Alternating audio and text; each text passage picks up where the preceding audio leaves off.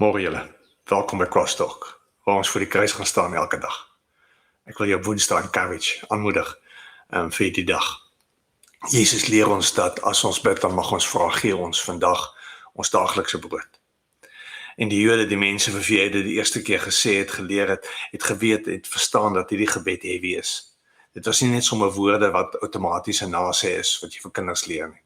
Hulle het geweet dat dit terugwys na 40 jaar wat hulle in die woestyn was en hulle elke oggend vir 40 jaar lank die Here vir hulle manna gegee het. Elke oggend net genoeg vir daardie dag se brood. En dit kweek 'n afhanklikheid waarsonder jy nie gaan oorleef of kan lewe nie. Ons kan nie vra vir daaglikse brood nie. Ons het genoeg brood. Ons het eintlik te veel brood.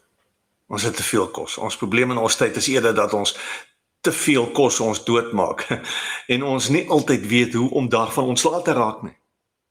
En as jy te veel het, dan hou jy op om te bid. Here, gee ons vandag ons daaglikse brood.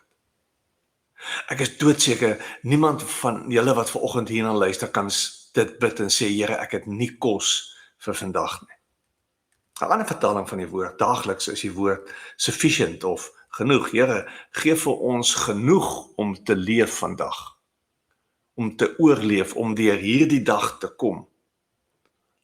En dit is dalk eerder ons behoefte wat op 'n ander vlak lê. Here, help my om deur vandag se moeilikheid te kom, om vandag te oorleef, om die hartseer van Matthew se begrafnis vandag te hanteer, om werk te kry, Here, om kop bo water te hou, om genoeg te hê vir vandag, vir my saamwees met ander vandag, want ons bid mos ons brood.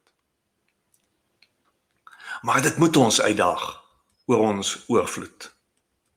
Want oorvloed beteken dat ek begin los staan van God. En ons moet eerlik aan vra, waarvoor het ek dan God nodig as ek genoeg het? Of weet jy nog nie genoeg nie? En wanneer sal jy genoeg hê? Julle sien hierdie vrae, ons skram 'n bietjie weg van hierdie moeilike goed af. Jesus leer ons om te bid vir genoeg vir vandag. Om ons te leer om vir vandag van hom afhanklik te wees. Want hy sal vandag vir ons sorg. So kom ons bid, Here, gee ons daaglikse brood. Genoeg vir vandag. Mooi op.